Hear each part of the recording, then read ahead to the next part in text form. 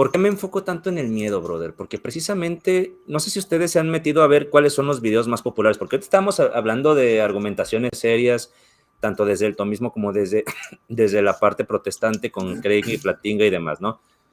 Pero lo que consume la mayor parte de la gente no es eso. Tú vas con el católico o con el cristiano de a pie y le preguntas, ¿qué pedo con la simplicidad divina? Se quedan igual. Pero si le dices, oye, la apuesta de Pascal, a lo mejor ni siquiera lo conocen por su nombre, pero te van a decir, ¿qué pierdo yo si creo? Tú si no crees lo pierdes todo. Es lo que casi todo el mundo te dice. Apelan al miedo, brother. Y a veces te apelan al miedo de una forma muy estúpida, como en los videos estos que dicen, es que esta muchachita dijo una blasfemia y al salir de su casa se fue en un carro que chocó y se murió horriblemente. Ya ves, no blasfemes contra Dios. O de repente te sacan el caso de John Lennon y que dijo que los Beatles eran más famosos que Jesucristo y después llegó un fan y lo mató. O te sacan el tema de que el Titanic, mira, aquí está el capitán diciendo que este barco no lo hunde ni Dios y qué fue lo que le pasó.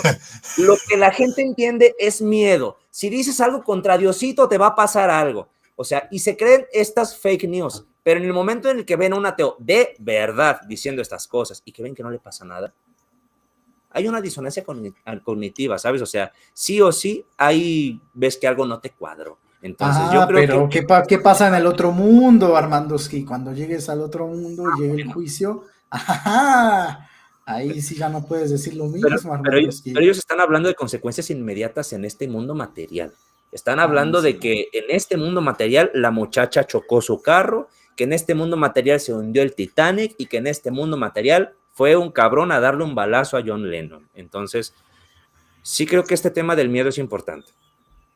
Bueno, yo nunca en mi vida he tenido el menor miedo de que un supuesto ser perfectamente bueno me torture eternamente por haber creído honestamente en algo. ¿Sabes cómo?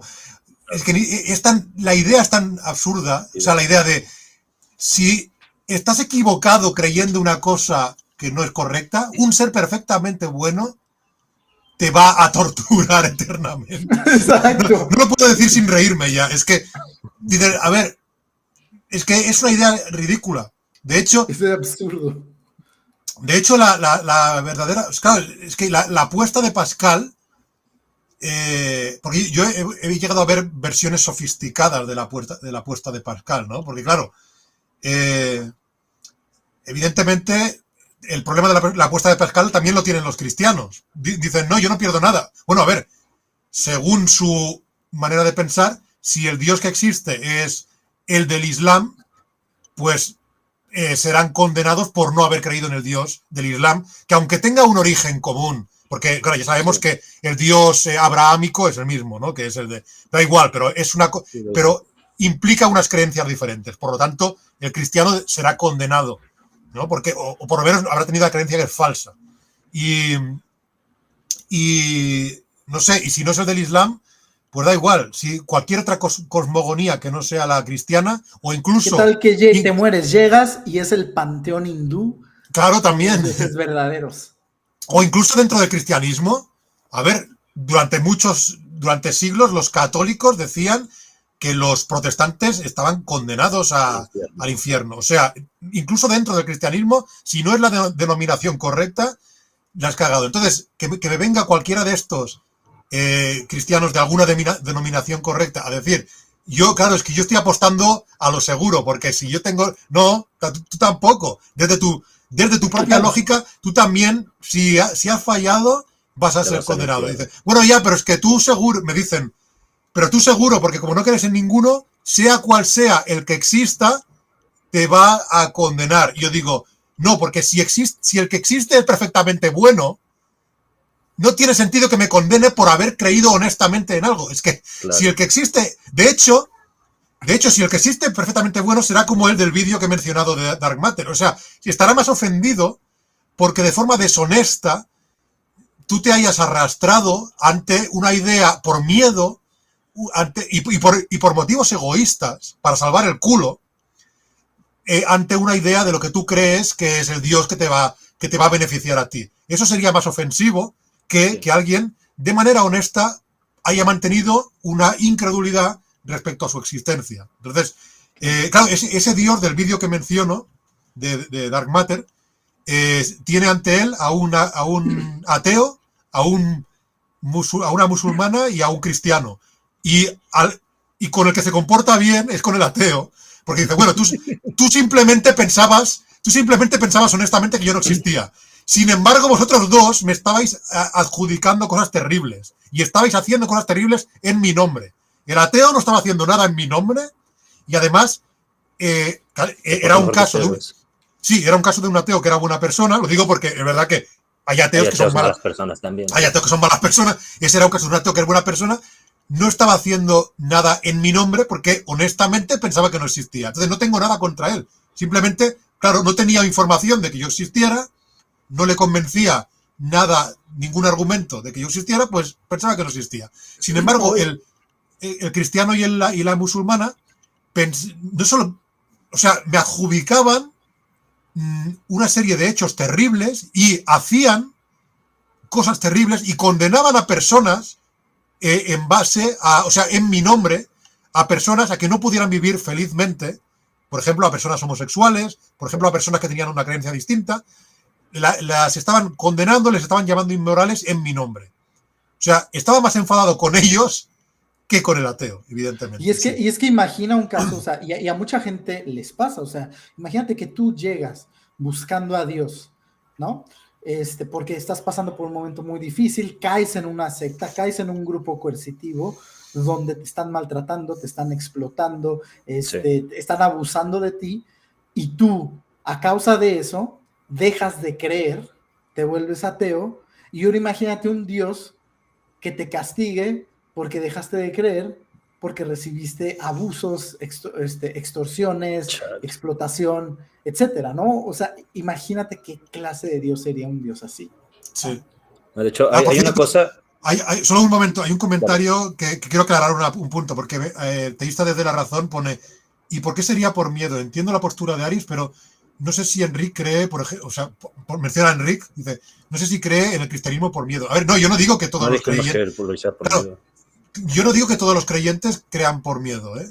Hay algunos que sí, sin duda, hay algunos que están motivados por la apuesta de Pascal. No, pero hay algunos que no, y pueden tener una creencia honesta en que Dios existe, claro que sí. Perdón. Ahora, yo creo que hacer afirmaciones así puede implicar muchas cosas interesantes, porque mira, la creencia judeocristiana sí tiene muchos elementos de miedo. La Biblia misma dice, y sea yo vuestro temor y sea yo vuestro miedo, eso lo dice en Isaías. Y se habla mucho del concepto del temor de Dios. A veces se le plantea en términos de un respeto reverente, pero sí tenía esta idea de también lo que entendemos por miedo, ¿sabes? O sea, de alguna manera existe una amenaza al infierno constante, y aunque en ciertas presentaciones más modernas del cristianismo se ha tratado de suavizar, no se puede tapar el sol con un dedo.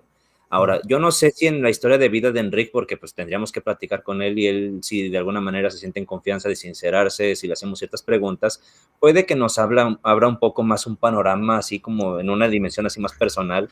Puede que haya pasado esto, porque mira, cuando las personas son adoctrinadas, en su gran mayoría reciben el adoctrinamiento en la infancia, que es el momento más vulnerable que tenemos en toda nuestra vida. Y es cuando se nos inocula esta idea de Dios. Y ahorita Aristarco nos contó que no fue su caso. Pero desde chiquito te llevan a la doctrina. Mi abuelita me decía, métete la doctrina hasta por el fundillo. Así con esas palabras, ¿no? Entonces, yo primero fui católico, luego ya después me pasé al protestantismo, que pues fue peor, porque pues sí era más coercitivo el protestantismo. Pero pues pasa esto, ¿no? Que si tú de alguna manera recibiste esta enseñanza en tu infancia, que es el caso mayoritario, o sea, mucha de la gente que ha nacido en Occidente ha nacido en hogares religiosos, y pues en esos hogares se les inculcan esas creencias. Pasa el tiempo y puede que veas cuestionamientos. Hay personas que a lo mejor van dejando la fe, como es el caso de gente como Beto Skeptic, o como algunos otros como Pippen también, de no creer en tu Dios.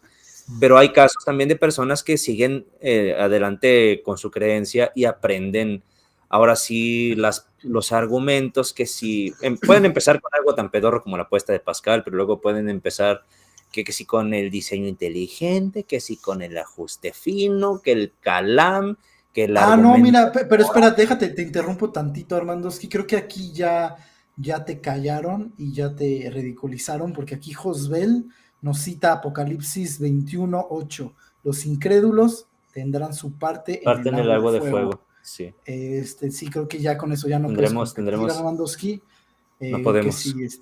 que sí, eso ya es muy irrefutable porque está citando versos bíblicos. Versículos sí, igual, bíblicos. tampoco sé en qué sentido. No sé en qué sentido. No, Josbel es él no es cristiano. Vale, por eso. No. Sí, Yo lo asumí cristiano porque no, es lo que hacen. Él está mucho en los canales de Aristarchus y de Jololipa, entonces... Pero bueno, sí, aquí tiene razón, o sea, porque dicen que no por miedo, dice que pero aquí yo creo que el texto sagrado dice que hay castigo, entonces el castigo es para inspirar miedo, ¿sabes? O sea, y esta es una amenaza directa. Es una amenaza directa, ¿no? sí. Total. No, pero ahí te va. Tú cuando eres creyente y permaneces en la fe y de alguna manera ves este conflicto que genera el cuestionamiento, llega el deseo de querer racionalizar la creencia. Y es cuando se aprenden también muchas de estas cosas, o a lo mejor ya te topaste con el teísmo clásico, de alguna manera. Hay gente que a lo mejor lo hace porque estudió eso, pero pues de alguna manera es algo que ocurre posteriormente. Sí. Sin embargo, en una época en la que estás tan indefenso como la infancia, el miedo sí o sí es lo que funciona, ¿sabes? O sea, porque cuando estás chiquito y te amenazan con el infierno, es inevitable que sientas miedo. Entonces, o sea, yo me acuerdo, yo sí llegué a tener miedo de que había un güey mirándome todo el tiempo, todo lo que hacía, y yo sí llegué a tener miedo varias veces de eso. Ahí te va, brother. Yo cuando estaba chiquito, te estoy hablando de que cuando tenía 7 años, yo antes de dormir me agarraba pensando, ¿y si me voy al infierno? ¿Y si me voy al infierno? Me agarraba rezando, brother, por las almas que estaban en el purgatorio, e incluso rezaba por los que estaban en el infierno, porque Dios tuviera misericordia y los sacara del infierno, brother. Y a mí me aterraba la idea de que mis familiares muertos pudieran ir al infierno, o qué sé yo. Incluso, ¿sabes qué, brother? Yo me agarraba rezándole a Dios para que perdonara a Satanás, brother.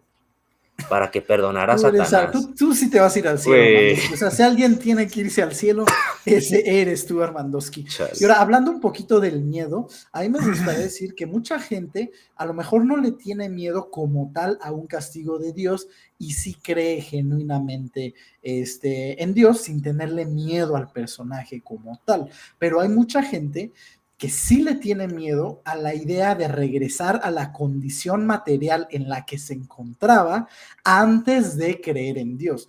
Es decir, si alguien era pobre y tenía muchos problemas financieros y se refugió en Dios, o problemas psicológicos, y encontró o una problemas comunidad de amor, que lo apoyó, o de alguna enfermedad, Ajá. o estaba lidiando con la muerte de algún ser querido y encontró el apoyo en Dios, carajo, por así decirlo. Mucha gente sí tiene un miedo muy grande a regresar a esa condición en la que se encontraba psicológicamente. O a salir del grupo, brother. A salir del grupo y tener el ostracismo que se vive ahí, ¿sí? O sea, porque si tú dejas de creer y lo haces público, te hacen a un lado y pierdes muchas de las cosas que tenías estando dentro del grupo. Entonces también por ahí eso es interesante ahorita que lo apuntas. Aristarco iba a decir algo, no sé. Sí, de hecho, pues mira, es curioso esto porque hay, por ejemplo, supongo que sabéis que William Lane Craig, de hecho, he hecho un vídeo, el primer vídeo que he hecho en mi TikTok, he comentado esto, pero bueno, ahora os lo explico. ¿Ya tienes TikTok? Sí, lo acabo de crear hoy mismo. Mándale enlace, mándalo al grupo para seguirte. Aquí está Armandowski, ya está el enlace en la descripción del video. Bien. Ahí está el enlace para el TikTok de Aristarchus, que es lo que todos habíamos estado esperando. Sí. Hace mucho, que Aristarchus tuviera un TikTok. Sí. Pues ahí he comentado una cosa porque es un tema que, a ver, William Lane Craig se considera que es uno de los mejores argumentadores a favor de Dios, ¿no? A favor del teísmo, y él ha dicho en muchas ocasiones, abiertamente, que el motivo por el que se convirtió y el principal motivo por el que cree no tiene nada que ver con los argumentos racionales que suele dar, sino que el motivo principal por el que Craig es teísta es un motivo puramente emocional, porque él estaba en un momento de desesperación cuando era adolescente y de sinsentido, y la idea que una chica creo que le dijo algo de que Dios le hacía estar feliz y todo eso. Entonces la idea de la creencia en Dios le ayudó emocionalmente, Sí. y ese es el motivo por el que se convirtió, y no tiene nada que ver ni con el Kalam ni con ningún argumento lógico de los que defiende. Entonces, claro, ¿qué pasa con esto? Que incluso entre los mejores argumentadores, porque realmente son gente que domina la lógica formal, que domina los silogismos, que tiene cultura, incluso entre estos, muchas veces el motivo fundamental porque tienen esa creencia no tiene nada que ver con la racionalidad, sino que es puramente emocional. ¿Y qué pasa? Que los que... Claro, a ver, eso no significa que aquí yo en el vídeo ese que he hecho hago dos reflexiones sobre esto. Evidentemente, yo nunca voy a despreciar los argumentos de Craig por ese motivo. O sea, cuando yo analizo el argumento de Craig, yo analizo el argumento. Me da igual por qué motivos crea la persona que lo ha planteado. El argumento se tiene que defender por sí mismo. O es sólido o no es sólido, ¿no? Sí, si no se caen en falacias de autoridad, se caen en falacias de mucho. En este caso sería una especie de ad hominem circunstancial. Exacto. Exacto. Entonces, da igual por qué crea Craig. Yo miro si las premisas son verdaderas, si es formalmente válido, etc. Pero, y aquí viene lo interesante,